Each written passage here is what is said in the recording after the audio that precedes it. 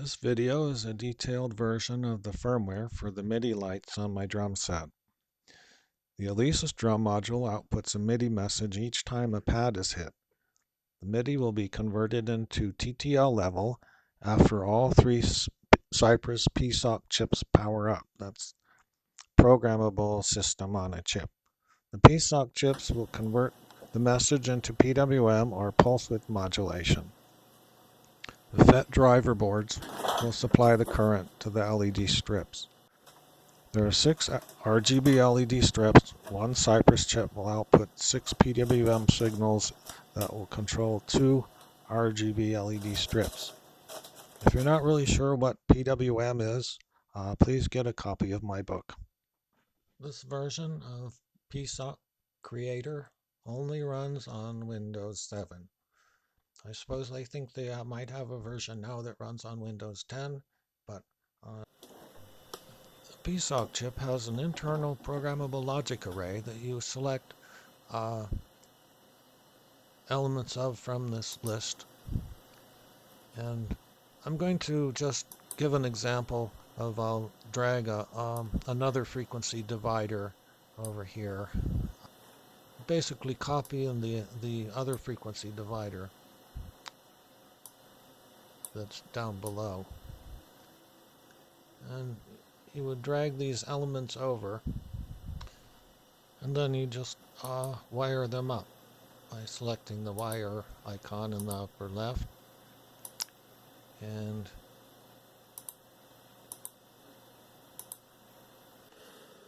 I need to set the clock, and set it for 20 kilohertz. That way we'll get an interrupt every 10,000 times per second. Because you have to have a frequency divider. You can't just go directly from a clock to an interrupt.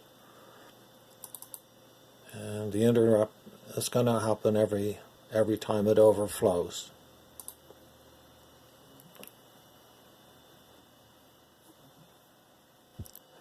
You go into the upper left and you build. Then after a build, the generated source will show up, and you'll have all of these functions. Don't edit these functions, they'll just change the next time that you build.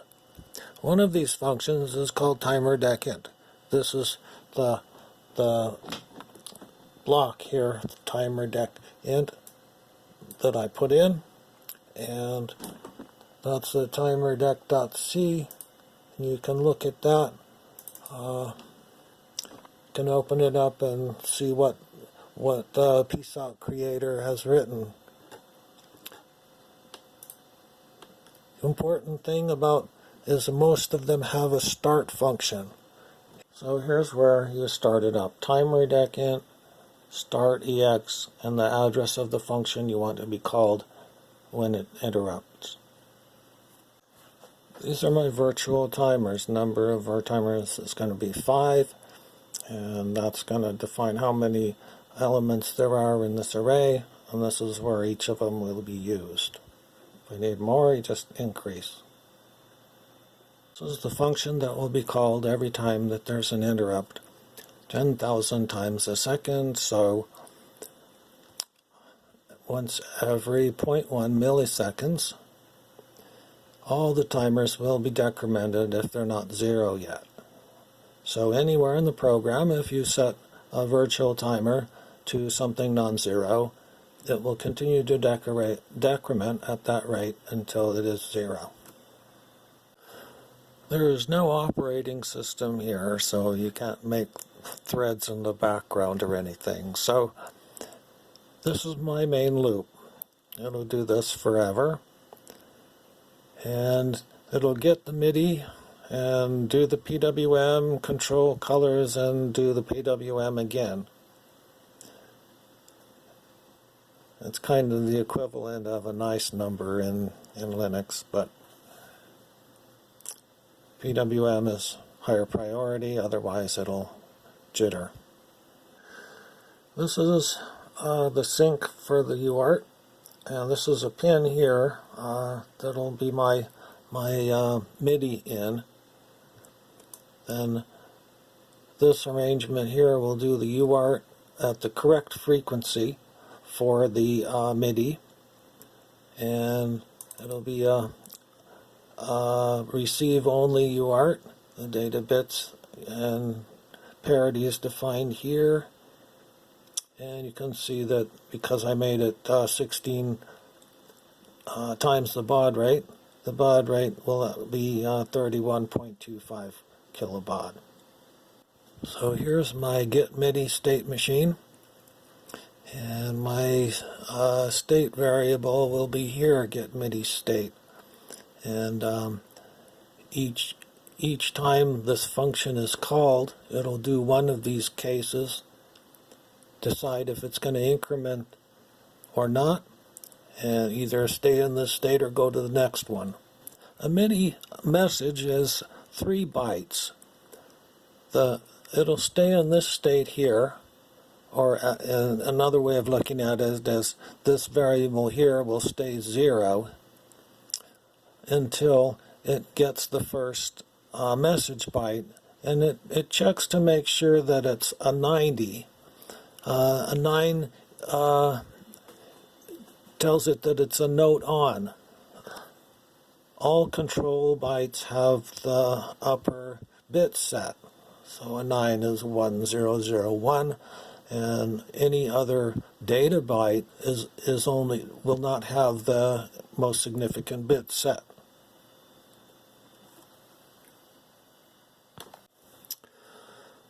The LED is just an onboard LED for reference to make sure that it is receiving MIDI commands. Then once it has its command byte, it puts it in there in the array and then increments the state. And the next time that it's called, it'll be the next state. This state here will get the second byte, and then the next, of course, if it happened to be a 90, you want it to go back to the original, to state 0, so it won't miss anything. But it grabs the next byte and then increments the state and grabs the third and final byte, and then after that it's going to set a flag. It'll say MIDI command fresh equals 1. After we've got the third byte, it's a success, so I want to make the LED stay on for a long time. So the virtual timer 0, I set that to 100. And every time it's called, it does one of the states, but after it does one of the states, it goes to this if statement here. And if virtual timer 0 is a 0, it'll turn off the LED. This PSOC 4 chip has all these different PWMs in there, but unfortunately, if I take 6 of them and put them in there, it will run out of resources and it won't build. So I have to do a software one. So this control register is just a thing that you can write to with software and put a byte in there, and then you attach these pins and you can tell where the pins go. If I go here, you can define what pin comes out where on the chip. To do my software PWM, I need this timer counter here, and it's just going to be an ordinary timer counter.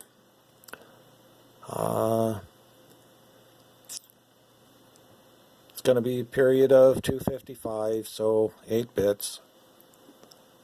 And that's what it's going to do. Count until it overflows and then recount again. Then my clock here is going to be 20 kilohertz. It's kind of sort of arbitrary, but it has to be fast enough that you can't see the blinks and slow enough that it doesn't jitter too badly.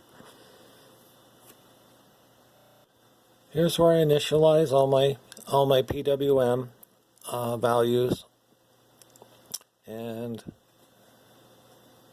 start up the timer and tell it where the interrupt is going to go. And the interrupt will happen on an overflow of every time the timer counter. Whenever there's an interrupt on the overflow of the counter, it'll call this PWM reset, and it'll set all of the outputs to a 1. Then during the main routine, it will call this, and it will do one PWM and check and then return, so that it doesn't take processor cycles too much away from the other state machines. So it'll just come in here. If it's high, it'll check if the counter's at the value that is in this table, and decide whether it's going to turn off the output or not.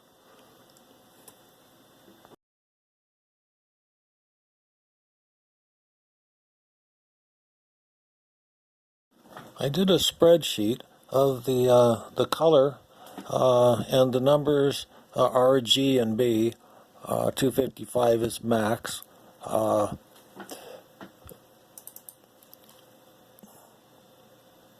Select background color, custom color, and it tells you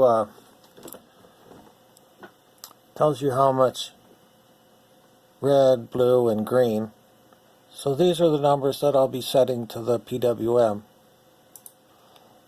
So it's kind of wishful. They don't turn out exactly the right color because it's PWM instead of actual brightness. My colors will be defined in this structure here, struct Midi note. I have a Midi note number. This is the second byte, what the second byte will be to designate which pad has been struck, and then the red, blue, and green. And there's 3 chips, so use these preprocessor directives here to tell me which data is going to be filled in for which chip. So right now it's chip 3, and so 3 is highlighted, and these are the numbers that will go in to the table for the 3rd chips. This is the function that controls the colors. It's only a 2-state machine. One state it'll do the first LED strip, and the next state it will do the second one. So there's only 2 LED strips, so it'll ping pong back and forth. If the note number, which is the second byte of the Midi command, is in the table, it takes the table value of RGB, but it also takes the 3rd byte, which is the velocity byte of how hard it was hit, and it will increase the brightness depending on that 3rd byte. And then it will set the timeout of how long the color will stay lit.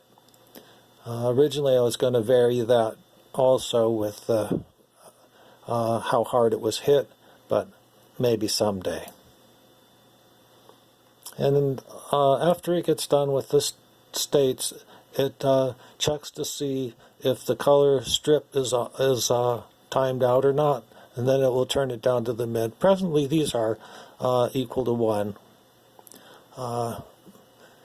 The strip, one strip is one virtual timer, and the other strip is the other virtual timer. Thanks for watching. Have a nice day.